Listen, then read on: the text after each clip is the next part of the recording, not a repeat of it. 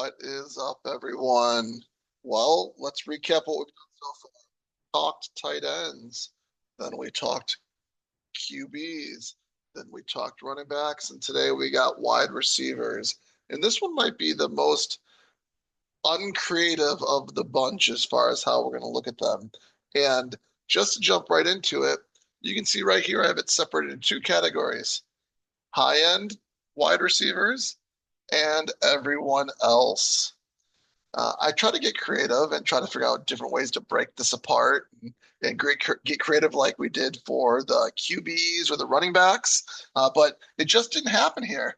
In the end, what I feel like is we have the haves and the have-nots to a certain extent. The haves are the ones that have done it already or have the talent, the draft talent, capital, and the recency of that draft capital to justify being drafted very high. And then we have everyone else who has something going on with them, whether it's their situation, their age, or the unknown of being a rookie that puts them into the everyone else category. What am I doing because of this, or how am I thinking about this a little bit is if I end up with these high-end wide receivers, it's going to change how I draft the rest of my wide receiver group, probably willing to take on more risk and maybe have less players. If I don't end up with a number of these high-end wide receivers on my team, then I'll probably have to draft more and maybe a little less risky and a little earlier with the rest of my wide receiver group. For you, you might choose to have maybe round 5 be part of the high end group of receivers, or you might even just say the first 3 rounds are the only high end wide receivers. I kind of split the difference. And for this exercise, we're calling the top 4 rounds the high end wide receivers. And so with this, we're going to look at 4 different drafts. We're going to look at a draft where I drafted 4 wide receivers in the first 4 rounds, 3 wide receivers in the first 4 rounds, 2 wide receivers in the first 4 rounds, and then 1 wide receiver in the first 4 rounds, and how I drafted each one a little bit differently, or if I did draft them differently. I tried to find 4 drafts that were relatively normal, meaning there wasn't anyone drafting so crazy that it made it that much easier for me to put together a super team or something like that. I don't know if I have any of those, but we're not going to be looking at something like that in these drafts. So with that, let's jump into the first one. Here's our first team here. We're going to start with our 4 wide receivers in 4-round build. In fact, here's the proof that we're not going with super teams. We went with Brian Thomas Jr. in the middle of the first as the 7th pick. And again, we got 4 wide receivers to start here. Now, when I start 4 wide receivers, I'm expecting to probably have less of them overall. And depending on when I take them, I assume I probably could have like 6, 7, or 8. For example, if I keep on drafting more and more wide receivers, I'm probably stopping at 6 or 7, probably 7 most likely. But if I hold off, then I probably got to get to 7 or 8 wide receivers. In this one here, you can see that I ended up with 8 wide receivers, and let's see how I did here. We have, again, the first 4 rounds, and then our next wide receiver wasn't until round 13. Okay, so we delayed our next wide receiver for a long time. In fact, if you recall listening to some of my videos last year and me kind of talking about some of the stuff I've been listening to from other people or reading about as far as roster construction goes, oftentimes the advice was to have 5 wide receivers through 7 and then have 7 wide receivers through 10. But we don't have either of those. In fact, again, we only have 4 through the first 4, and then we waited all the way until the 13th to give it our 5th wide receiver. That was a very long gap, and I think that's why we're on the high end here as far as 8 wide receivers instead of 7 wide receivers. We keep on going down. We ended up grabbing wide receivers with our last 3 picks in Mike Williams, Gabe Davis, and Khalif Raymond. Um, in fact, I probably went almost a little bit um, too like light at the end of this draft as far as wide receiver goes, potentially. But this does kind of make sense what I got going on here as far as high-end wide receivers to start and then kind of delay them afterwards.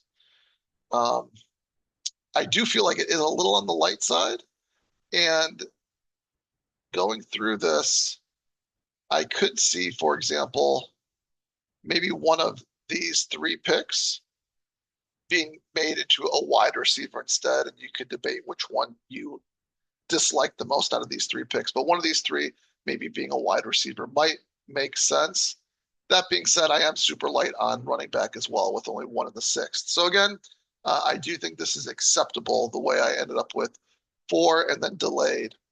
I want to look and see if there's another team that maybe matched me and see how they did. In fact, right here, you can see this one did four as well, just like I did. And you can see that they took their fifth here with Jennings in the sixth round, while again, I didn't take my fifth until Harris in the 13th round. I kind of like what they did also. They ended up with 7 wide receivers total, so one less than me, but they also drafted more heavily at wide receiver with, again, 5 through 6, and then 6 through 14, and then they just tacked on a 7th at the very end in Franklin, which I think is an interesting pick here. In fact, I do like they did go with the very heavy Denver stack, by the way, as well, with Bo Nix and not super heavy, but Bo Nix, Estime, McLaughlin, and Franklin. So kind of interesting right there how they ended the draft too. I haven't really gotten any Bo Nix, but side note, that's kind of cool.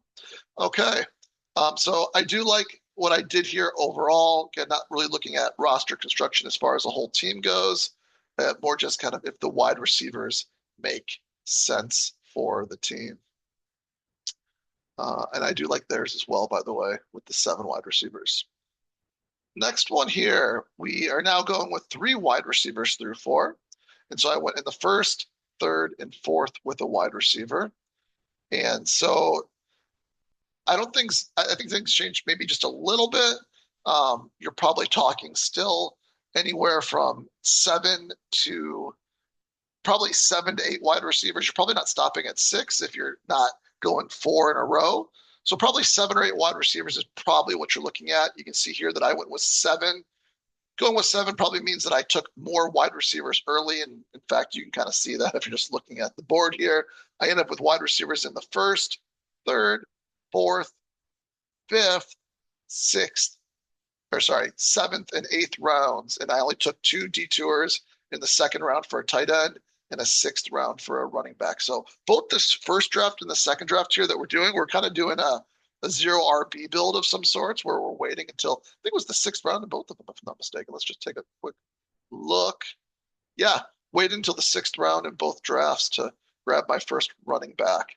I do like how, at least in this one here, that 6th round running back is a little safer. Hopefully he at least starts the year out strong, maybe continues throughout the whole year in Connor. I also like how it kind of meshes with my Seattle Rams thing too, by the way.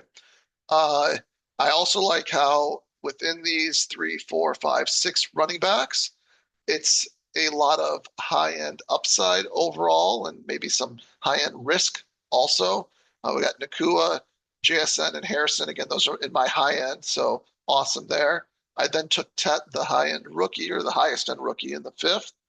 And then I took Jakobi Meyers, who isn't really high, and he's maybe like the floor play, but he also pairs with Brock Bowers, and I think he's a little past ADP. Then took Calvin Ridley, who dropped all the way to 87. So again, past ADP here, and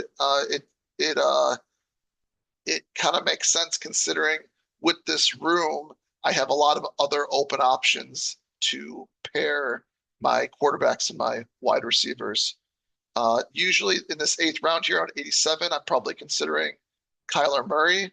I let him slip past me, even though I had Harrison and Connor. Let him slip past me because I can still pair Puka Nacua, Brock Bowers, JSN, Myers again with Bowers, and even Ridley as a quarterback combo. So grabbing the falling Ridley and then seeing what happens from there, I think makes sense for this build. Again, that's 1, 2, 3, 4, 5, 6. I only need one. I only took one more. And considering how heavy I went on wide receiver in this build, I think I could take them whenever I want to take them, basically. Uh, I guess if I took them with my last round, maybe I'd want 8, but I could still stick with 7, I think, anyways, for this build. If it's a rookie again, maybe I'd want to go 8, possibly, but again, I would still be okay with 7, I think, overall. So if we scroll down, let's see what we did. We ended up with Douglas as our final wide receiver. He pairs with Drake May. So made sure we stacked, and I think that's the only person we stacked on this one with Drake May. Yeah, I don't see anything else. So we at least stacked one player there. He's not a rookie. He's not in the last round. I think 7 here makes sense from a draft capital structure point of view. I like it. Let's see if there's anyone else that did 3 in the right here. Look at this. Amon-Ra, Garrett Wilson, and DJ Moore. You can see they did 8 instead of 7. In fact, they also went 4 wide receivers through 5. They took a Dunze. They're probably doing some kind of Chicago thing here, which I like. And they also got Detroit here, so they're trying to do a Chicago-Detroit thing here for a potential Week 17. They even went Minnesota as well for a potential Week 17 with that NFC North. So I kind of like what they got going on. They did not go wide receiver in rounds 6, 7, or 8 when I still took 2 more wide receivers. So it does make sense they need at least 1 more than me. So that makes sense as well from a draft capital point of view. They're also much stronger at running back with Achane, Aaron Jones, and Jaylen Warren. Let's see, they took Josh Downs as their 5th wide receiver in the 9th. And then they took Alex Pierce with their 6th wide receiver in the 14th. And then they took Valdez-Scantling and Turpin as their 7th and 8th wide receivers in the 19th and 20th. So something I'm thinking about here as far as this team goes is I think it's hard to count these players as players that are really part of your wide receiver room. There's kind of like more bonus players, if you ask me. I found myself 2 years ago running into scenarios where I would draft running backs heavy, like way too heavy, and then I would try to make up for it by drafting wide receivers at the very, very end. It didn't work out for me, and I think it's not because I just didn't get lucky. I think it's just that if you're relying on these guys to carry the torch for you at any point in time, you're kind of in trouble. So he's on the, I think he's okay for the most part, but I do look at this as almost just 3, 4, 5 wide receivers through, no, sorry, 6 wide receivers through 14 is what it feels like a little bit. And I do feel like that's just slightly light for the team here. Not saying it's bad. It's probably within acceptable range, but I do think that my 7 here makes more sense than his 8 by just a little bit, he ended up doing with the traditional 3-6-8-3, which I think is what the average build is for everyone. I ended up with a 3-8-7-2. I've ended up with this 8 running back group a couple times, and I kind of like it. I don't know if it's a good idea or not, but I kind of like it. Did I do that with this one too? I only ended up with 7 running backs on this one. But I ended up with 3 tight ends, which let's see if this was okay. So this pick here should have been a running back or a wide receiver, and that would have changed things. This was a mistake. It was not a misclick, but more the guys that I remember this one because I was not happy about it. I had a couple guys that I wanted in this group here, actually Algier, Giddens, Brown, or RJ Harvey, and they all went, including Brown, who I didn't expect to go, and I kind of had the actually computer click for me there, which was unfortunate. So this would have been another 8 running back room actually as well. So it would have been 2 8 running back rooms if I would have been able to draft the way I wanted to. Tell me if that's horrible, if that makes sense. From a wide receiver standpoint, though, I do think we're looking pretty solid here, though, for this draft, and slightly more solid than the team next to us that also did a similar start to their build. We got 2 more here. This one is 2 wide receivers in the first 4 rounds. We're out of the 12 hole. We got Neighbors in the first and Marvin Harrison in the fourth. I do like the Marvin Harrison in the fourth. That feels nice when you get that. Having 2 wide receivers through 4. Now we're talking most likely, depending on what we do the rest of it, maybe 7, but most likely 8 or 9 wide receivers minimum. And we got 8 right here as far as the number of wide receivers. I would expect if we have 8 that I drafted them. I don't see a lot of them here, but I'm guessing that we went heavy in the middle of the draft for wide receivers. If we wait too late, then we run into a situation like the guy in the previous draft where we start out, at a decent pace, but then we hold off on it for so long and try to make up for it with players that maybe just don't have the talent we need to justify them being part of our difference makers in the wide receiver room. So again, we're looking for probably players in the middle of the draft. I can see I got Debo here in the 6th, and everything's kind of at the turn. So the 5-6 turn here. So we got 3 through 6, and then you can see that we did hit that hard here in the middle, and we ended up with 6 through 10. Again, in the past, the guidance was for a lot of times was 7 through 10, and I don't see many teams doing that these days. In fact, seeing 6 through 10 is probably even on the extreme compared to most teams here. If we look at this one, let's see if we can kind of see what's going on here a little bit. If I can, we got, I can't get there we go. We can see them all. Okay, so I got 6, 1, 2, 3, 4, 5, 6 through, you can't see all of them, 6 through 10. They have 1, 2, 3, 4, 5, 6 through 10. So you have 6 through 10. 1, 2, 3, 4, 5. 5 through 10. 1, 2, 3, 4. 1, 2, 1, 2, 1, 2, 3, 4. 1, 2, 3, 4. 1, 2, 3, 4. 1, 2, 3, 4, 5, 6, 7. So they went very strong at wide receiver there with 7, and they actually stopped at 7. And then 1, 2, 3, 4, 5, 5. 1, 2, 3, 4. 1, 2, 3, 4. So again, 6 through 10 is on the high end here in these drafts. Not saying that that makes it right, but at least I'm not weak compared to the field at wide receiver here. And hopefully maybe because everyone else is going a little slower, I can go a little slower, fill in other spots, get strong and not get weak at those other spots, which I do think was a weakness of mine last year, maybe even going too heavy on wide receiver when the room wasn't going as heavy at wide receiver. So I do like how I started out decent with 2, but because it's in the first and the fourth, I do know I need to make up for that if I only have 8 with some heavy wide receiver drafting in the middle, which I did. So I have 6 through 10. I have 2 more. One thing actually I'm seeing here that I don't know if I like completely is that I do have a slightly weaker room, and then I also have a rookie and a guy with a bad back.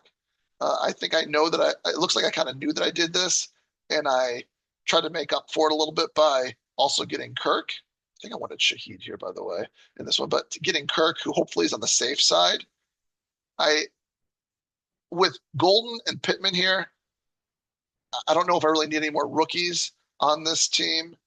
I probably need, vets or solid players on this team overall as my last 2 wide receivers. I got Gino, not a whole lot to pair with that you feel really good about late in the draft here too. So we'll see what we do with our last 2. I got Aaron Rodgers also. Again, not a lot late that you want to pair with there. Jalen Royals and Michael Wilson. So I do like the Wilson pick. I think that's ideally, you never know what's going to happen in the draft, but overall, I do think that's a relatively safe pick. He's been acceptable over the last couple of years. Not great, but acceptable.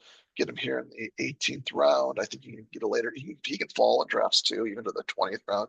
Got him in the 18th. Then I got Jalen Royals here, which is a rookie. So, um, not ideal. I don't know if Royals is ideal. It's not the end of the world, but I don't know if it's ideal in this in the way that I got this team built with essentially got two rookies and then one guy that's that I'm unsure about. The reason why I'm kind of nervous about it, I guess, would be that I got really one, two, three, four, five wide receivers that I can count on to start the year, I guess. And then three that are unknowns. They could be duds and do nothing, or they could do something. Um, I don't know how to change it up. Probably not draft Pittman is how I would change it up if there's something else that I could do. You got Diggs around. Diggs is going up much higher now, actually. Um, let's see. Is there anything I do differently? Problem around problem here is there's not a lot of other great options. Uh, I guess what I could do differently is um, maybe not. I think it would be something along the lines of maybe not taking Aaron Rodgers here. Just go with the two QB build and then take someone like a Josh Palmer or something like that. I think would make sense for this team. Um, I think that would be an option. I don't think I need three QBs on this team.